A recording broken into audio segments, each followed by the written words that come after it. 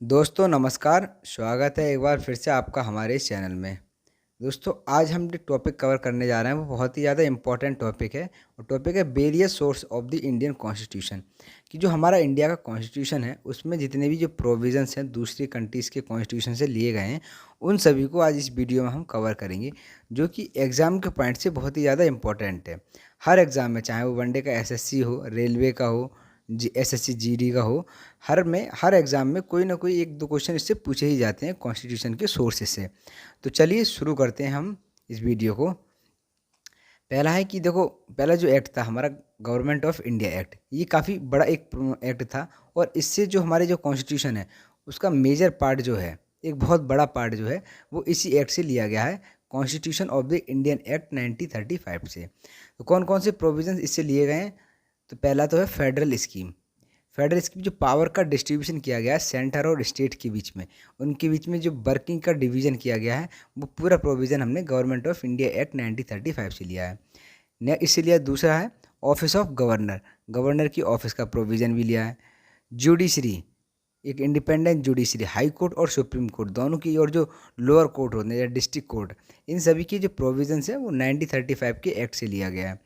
साथ ही साथ इसके अलावा पब्लिक सर्विस कमीशन, ये पब्लिक सर्विस कमीशन चाहे सेंटर की हो, स्टेट स्टेट सर्विस कमीशन, और ये होती है जॉइंट सर्विस कमीशन। ये तीनों ही सर्विस कमीशन के जो प्रोविज़न है वो भी इसी से लिया गया है। इमरजेंसी के प्रोविज़न्स इसी से लिए गए हैं, और साथ ही साथ एडमिनिस्ट्रेटिव डिटेल्स, क्योंकि उस समय पे जो ब्रिटिशर्स रूल कर रहे थे तो उनका जो एडमिनिस्ट्रेशन था उससे हमारी जो पॉपुलेशन थी वो काफ़ी ज़्यादा अवेयर हो चुकी थी। तो इसीलिए हम कोई दूसरा एक नया अगर एडमिनिस्ट्रेशन जो पैटर्न को अगर अडॉप्ट करें, उससे ज़्यादा बेटर था कि जो पहले से जिससे सभी लोग अवेयर हैं उसी के प्रोविज़न्स को लिया जाए। तो जो 1935 का एक्ट था उससे 6 प्रोविज़न्स लिए गए थे। पहला federal scheme, office of governor, judiciary, public service commission, emergency और एडमिनिस्ट्रेटिव डिटेल्स। नेक्स्ट आता है सीरीज़ में ब्रिटिश का कॉन्स्टिट्यूशन। ब्रिटिश कॉन्स्टिट्यूशन से भी काफ़ी सारे जो प्रोविजंस हैं लिए गए हैं, जैसे कि पहला तो यही है पार्लियामेंट्री सिस्टम, क्योंकि दो तरीके के जो सिस्टम्स जो होते हैं, एक पार्लियामेंट्री और एक प्रेसिडेंशियल। तो हमारे यहाँ इसी बात पर भी कॉन्स्टिट्यूंट असेंबली संविधान सभा में एक बहस चली थी कि कौन से पैटर्न को अडॉप्ट किया जाए। तो ज़्यादातर सभी लोगों ने इसी चीज़ को सहमति दी थी कि पार्लियामेंट्री जो सिस्टम है उसी में, क्योंकि इसमें क्या है कि ये जो रिप्रेजेंटेटिव्स होते हैं, जो पावर एक व्यक्ति के हाथ में कंट्रोल ना होकर सभी के पास होती है, इसीलिए। और दूसरी बात, जो पहले से हमारे यहाँ देखें तो ब्रिटिश में क्या होता कि ब्रिटिश में कोई एक्ट पास होता वो आके हमारी कंट्रीज़ में लागू किया जाता था। तो इस हिसाब से ये हमारे यहाँ की जो पॉपुलेशन थी इससे भी काफ़ी ज़्यादा अवेयर थी, तो पार्लियामेंट्री सिस्टम लिया है। दूसरा है रूल ऑफ लॉ, कि कानून सबसे ऊपर है, कानून से बढ़कर कोई नहीं है। नेक्स्ट है लेजिस्लेटिव प्रोसीजर, कि जो कानून को बनाने की, जो एक्ट बनाने की जो प्रोसेस होती है, कैसे इसको प्रेजेंट किया जाता है पार्लियामेंट में, कैसे इसको पास किया जाता है, ये सभी प्रोसेस जो है वो ब्रिटिश के कॉन्स्टिट्यूशन से ली गई है। साथ ही साथ सिंगल सिटीजनशिप, एकल नागरिकता का जो कॉन्सेप्ट है वो भी ब्रिटिश के कॉन्स्टिट्यूशन से लिया गया है। कैबिनेट सिस्टम, जो इम्पोर्टेंट मिनिस्टर्स होते हैं, मिनिस्ट्रीज होती हैं, उन्हीं का एक सिस्टम होता है कि कैबिनेट, जो किसमें कम मिनिस्टर्स जो है उसमें रखे जाते हैं। फिर रिट इशू की जाती है सुप्रीम कोर्ट और हाई कोर्ट के द्वारा। आर्टिकल 32 सुप्रीम कोर्ट और 226 हाई कोर्ट के द्वारा जो रिट इशू की जाती है, इसका प्रोविजंस भी यहीं से लिया गया है। साथ ही पार्लियामेंट्री प्रिविलेजेस, जो एमपीज होते हैं, एमएलएस होते हैं, उनके क्या क्या प्रिविलेजेस उनको दिए जाते हैं। नेक्स्ट बाई कैमरलिज्म, दो हाउसेस, एक अपर हाउस क्या है कि लोकसभा राज्यसभा, लोअर हाउस राज्यसभा, ये दो हाउस का जो प्रोविज़न है वो भी कहाँ से, ब्रिटिश के कॉन्स्टिट्यूशन से लिया गया है। तो ब्रिटिश के कॉन्स्टिट्यूशन से हम देखें तो कौन कौन से प्रोविज़न लिए गए हैं? Parliamentary government, rule of law, legislative procedure, single citizenship, cabinet system और रेट, पार्लियामेंट्री प्रिविलेजेस और बाइकैमलिज्म। तो आपको सेम ऐसे ही याद करने हैं कि कौन सी कंट्री से कौन से लिए गए हैं, बिना किसी, ऐसे देखो निमोनिक या ट्रिक से क्या है कि हम अगर वो निमोनिक भूल जाते हैं तो पूरा ही जो कॉन्सेप्ट है भूल जाते हैं। तो हमें उससे भैया बेटर ये होगा कि उस कंट्रीज़ के जितने भी जो प्रोविजंस लिए गए हैं उनको हम रिवाइज करें बार बार। नेक्स्ट है यूएस का कॉन्स्टिट्यूशन, इससे फंडामेंटल राइट्स बहुत ही इंपॉर्टेंट है, ये लिया गया है, जो कि यूएस का कॉन्स्टिट्यूशन जो है वो सबसे पहले लागू हो गया था। इंडिपेंडेंस ऑफ जुडिशरी, अगर जुडिशरी इंडिपेंडेंट होगी तभी वो एक प्रॉपर तरीके से वर्क कर पाएगी। जुडिशियल रिव्यू, लेकिन हमारे यहाँ जो जुडिशियल रिव्यू की जो पावर है वो कोर्ट के पास कम है कंपेयर टू द यूएस के, क्योंकि यूएस में क्या है कि कोई भी एक लॉ बनाया, एक्ट पास किया गया है, वो कितना कॉन्स्टिट्यूशनली सही है या नहीं है, ये उनके पास ज़्यादा पावर है, हमारे यहाँ लेकिन उतनी कम है। Impeachment of the president, president पर जो महाभियोग चलाया जाता है उसका भी प्रोविज़न अमेरिका के कॉन्स्टिट्यूशन से लिया गया है। साथ ही removal of supreme court and high court जज, सुप्रीम कोर्ट हाई कोर्ट के जजों का जो रिमूवल जो प्रोसेस है वो भी, and post of vice president, vice president की जो पोस्ट है उस पर भी इसका जो रिमूवल है, रिमूवल पैटर्न जो है वो लिया गया है यूएस कॉन्स्टिट्यूशन से। तो कौन सी क्या चीज़ें ली गई हैं? 5, fundamental rights, independence of judiciary, judicial review, impeachment of president और removal of supreme court and high court जजेस and post of vice president, ये सभी यूएस के कॉन्स्टिट्यूशन से ली गई है। नेक्स्ट है इरेस कॉन्स्टिट्यूशन, इसे लिया है DPSP, directive principle of state policies, मतलब कि कुछ ऐसे एक नियम्स बनाए गए हैं कि जो स्टेट्स को ध्यान में रखना है कि जब वो अपनी पॉलिसीज़ को फॉर्मुलेट कर रहे होंगे तब उनको इस चीज़ में ध्यान रखना है।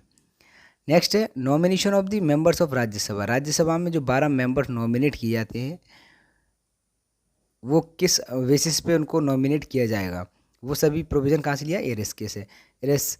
नेक्स्ट है method of election of president, जो प्रेसिडेंट की इलेक्शन का मेथड है बहुत ही ज़्यादा इंपॉर्टेंट, ये भी यहीं से। तो यहाँ से 3 चीज़ें लिखी हैं इरेस के कॉन्स्टिट्यूशन से, DPSP, nomination of the member of Rajya Sabha and method of election of president. Next आता है कनाडा, कनाडा का कॉन्स्टिट्यूशन। अगर कनाडा में देखें तो बहुत सारी यूनिट्स हैं छोटी छोटी, और उन यूनिट्स को मिलाकर ये क्या है कि फेडरेशन बनाई गई है। तो हमारे इंडिया भी क्या है कि इंडिया जब आज़ाद हुआ था तो इसमें काफ़ी ऐसी स्टेट्स थे जैसे हैदराबाद वगैरह है जो अपने आप को बिल्कुल इंडिपेंडेंट रख रहे थे, और कुछ ऐसे थे जो पाकिस्तान में मिलना चाहते थे। तो इसीलिए कि ये बाद में बगावत ना करें, एक स्ट्रॉन्ग सेंटर की ज़रूरत थी। तो यहाँ से कनाडा के कॉन्स्टिट्यूशन से ये प्रोविज़न लिया गया कि federation with a strong centre, एक सेंटर जो कि स्ट्रॉन्ग होगा। Residuary powers in the centre, मतलब जो हमारे यहाँ 3 लिस्ट बनाई गई, एक स्टेट लिस्ट, कॉन्करेंट लिस्ट और सेंट्रल लिस्ट, यूनियन लिस्ट। अगर ऐसी कोई भी एक मैटर्स जो कि इन तीनों लिस्ट में किसी का भी पार्ट नहीं है तो वो ऑटोमेटिकली किसका पार्ट होगा? यूनियन लिस्ट का। तो जो बची हुई पावर है वो किसके हाथ में? सेंटर के हाथ में है। Appointment of state governor by the centre, अब क्या है कि जो सेंटर का एक कहते हैं ना कि एजेंट के तौर पे गवर्नर जो है स्टेट में वर्क करते हैं, तो उनका जो अपॉइंटमेंट है वो सेंटर के द्वारा किया जाएगा। ये प्रोविज़न कनाडा के कॉन्स्टिट्यूशन से लिया गया है। साथ है advisory jurisdiction of the supreme court, जो 143 के हिसाब से ही 143 जो प्रेसिडेंट जो है वो एडवाइस ज्यूडिक्शन, मतलब क्या है कि जब कभी उन्हें किसी भी कानून पर, किसी भी एक एक्ट पर अगर एडवाइस लेनी होती है सुप्रीम कोर्ट से तो वो ले सकते हैं। तो ये जो सभी प्रोविज़न हैं वो कनाडा के कॉन्स्टिट्यूशन से लिए गए हैं। कौन कौन से? कि फेडरल एक स्ट्रॉन्ग सेंटर होगा, रेसिडरी पावर्स है वो सेंटर के पास होगी, जो गवर्नर्स को अपॉइंट किया जाएगा सेंटर के द्वारा, और advisory jurisdiction of the supreme court. Next है नंबर 6 ऑस्ट्रेलिया के कॉन्स्टिट्यूशन। ऑस्ट्रेलिया के कॉन्स्टिट्यूशन से क्या क्या लिया गया? एक तो कॉन्करेंट लिस्ट, जो कॉन्करेंट लिस्ट है इसका प्रोविज़न जो है वो कहाँ से लिया गया? ऑस्ट्रेलिया के संविधान से। एंड फ्रीडम ऑफ ट्रेड, कि एक जो व्यक्ति है वो कोई भी एक ट्रेड कर सकता है, कोई भी एक प्रोफेशन जो है वो अपना सकता है। एंड नेक्स्ट है कॉमर्स एंड इंटरकोर्स, कि एक जो इंटर स्टेट ट्रेड होते हैं या इंटर कंट्री जो एक देश से दूसरे देश के साथ जो ट्रेड किए जाते हैं वो भी। And joint sitting of the 2 houses of the parliament, जो आर्टिकल 108 बताता है।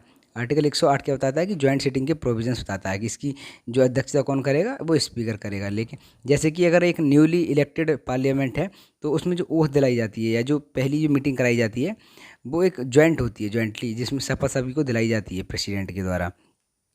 तो ये जो प्रोविज़न है वो अमेरिका के कॉन्स्टिट्यूशन, कौन कौन से? Concurrent list, freedom of trade, commerce and intercourse, joint sitting of the 2 houses of parliament. Next है वीमर कॉन्स्टिट्यूशन ऑफ जर्मनी, मतलब जर्मनी के संविधान है उससे। तो जर्मनी का जो संविधान है उससे 2 चीज़ें ली गई हैं और दोनों ही बहुत ही ज़्यादा, एक चीज़ ली गई है बहुत ही ज़्यादा इंपॉर्टेंट है कि emergency suspension of fundamental rights during emergency, कि इमरजेंसी के दौरान जो फंडामेंटल राइट्स हैं उनका सस्पेंशन। क्योंकि अगर इमरजेंसी का मतलब क्या है कि जो एक सिचुएशन बन गई है ना अनकंट्रोल वाली, उसको कंट्रोल में करना, और यदि व्यक्तियों के फंडामेंटल राइट्स को सस्पेंड नहीं किया जाएगा तो इस सिचुएशन को हैंडल कैसे किया जाए? इसीलिए इमरजेंसी के दौरान फंडामेंटल राइट्स का सस्पेंशन जो किया जाता है, इसका जो प्रोविज़न है वो जर्मनी के कॉन्स्टिट्यूशन से लिया गया है। नेक्स्ट जो सोवियत, जिसको पहले यूएसएसआर कहते थे, अब क्या है रशिया, इससे कौन कौन से लिए गए हैं? फंडामेंटल ड्यूटीज़ बहुत ज़्यादा इंपॉर्टेंट है कि जैसे व्यक्तियों के पास मौलिक अधिकार होते हैं वैसे ही उनके कुछ कर्तव्य भी होते हैं। इसको इमरजेंसी के दौरान मतलब इसमें इंक्लूड किया गया था। किस कमेटी के रिकमेंडेशन पर? तो कमेटी थी स्वर्ण सिंह कमेटी, स्वर्ण सिंह कमेटी की रिकमेंडेशन पर फंडामेंटल ड्यूटीज़ को संविधान में ऐड किया गया था। और जो आइडिया है जस्टिस का है, आइडियल ऑफ जस्टिस, और जस्टिस भी किस तरीके का? 3 तरीके, सोशल, इकोनॉमिक और political justice in the preamble. हमारी प्रीएम्बल में जस्टिस को डिफाइन किया गया है, किस किस बेसिस पे जस्टिस दिया जाएगा? तो सोशल, इकोनॉमिक और पॉलिटिकल। ये जो बातें हैं, ये प्रोविज़न है, ये कहाँ से लिया गया? रसिया से। तो रसिया से 2 लिए गए, फंडामेंटल ड्यूटीज़ और प्रीएम्बल में जस्टिस का जो कॉन्सेप्ट है वो। नेक्स्ट आता है फ्रांस, फ्रांस का कॉन्स्टिट्यूशन। इससे एक तो Republic and idea of liberty, equality and fraternity in the preamble. ये इंपॉर्टेंट है क्योंकि रशिया में जो रिवॉल्यूशन हुआ था उसी से इन तीनों चीज़ों को लिया गया था, जो कि हमारी प्रीएम्बल में शो करती हैं, liberty, equality and fraternity. Next है साउथ अफ्रीका का कॉन्स्टिट्यूशन। इससे लिए गए हैं जैसे procedure for amendment of the constitution, article 368, 368 संविधान का संशोधन, इसकी जो पूरी प्रोसेस है उसको लिया गया साउथ अफ्रीका के संविधान से। नेक्स्ट है election of member of Rajya Sabha, Rajya Sabha के जो मेंबर्स हैं उनका इलेक्शन किस बेसिस पे किया है, क्या प्रोसेस रहेगी? तो ये सभी चीज़ें भी यहीं से ली गई हैं। तो 2 चीज़ें साउथ अफ्रीका के कॉन्स्टिट्यूशन से ली गई हैं, एक तो अमेंडमेंट प्रोसेस और राज्यसभा के मेंबर्स का इलेक्शन। नेक्स्ट है और लास्ट जो है वो जापान का कॉन्स्टिट्यूशन। तो जापान से लिया है procedure established by the law. तो इस तरीके से टोटल जो 11 कंट्रीज़ हैं इनसे हमने जो वेरियस जो प्रोविजंस हैं कॉन्स्टिट्यूशन के वो लिए गए हैं, और इन्हीं की वजह से हमारा जो कॉन्स्टिट्यूशन है वो काफ़ी ज़्यादा लेंथी हो जाता है। क्योंकि हमारे यहाँ क्या है कि पहले और कंट्रीज़ की बात करें तो बहुत ही कम कम आर्टिकल्स हैं, लेकिन हमने जब सभी कंट्रीज़ के जो कॉन्स्टिट्यूशन को जब विजिट किया तो उसमें से लगा कि हाँ ये चीज़ हमें भी अपने कॉन्स्टिट्यूशन में इंक्लूड करनी चाहिए, तो उससे वो चीज़ लेने के ले ली हैं, और उसको फिर क्या है कि हमारे जो कॉन्स्टिट्यूशन है उसमें उसको जोड़ा गया है, जिसकी वजह से हमारे जो कॉन्स्टिट्यूशन है काफ़ी ज़्यादा एक लेंथी हो जाता है। तो ये कैसी लगी आपको वीडियो हमें कमेंट में ज़रूर बताएं, साथ ही साथ हमारे चैनल को सब्सक्राइब जरूर करें, क्योंकि हम जो सीरीज़ ये चला रहे हैं वो एक रिवीजन सीरीज़ है जो आगामी आने वाली जितने भी एग्ज़ाम्स हैं उनके लिए काफ़ी ज़्यादा इंपॉर्टेंट है, और यहाँ इन टॉपिक से क्वेश्चन जो है वो डायरेक्ट पूछे ही जाते हैं। हमारे चैनल को सब्सक्राइब जरूर करें। Thank you.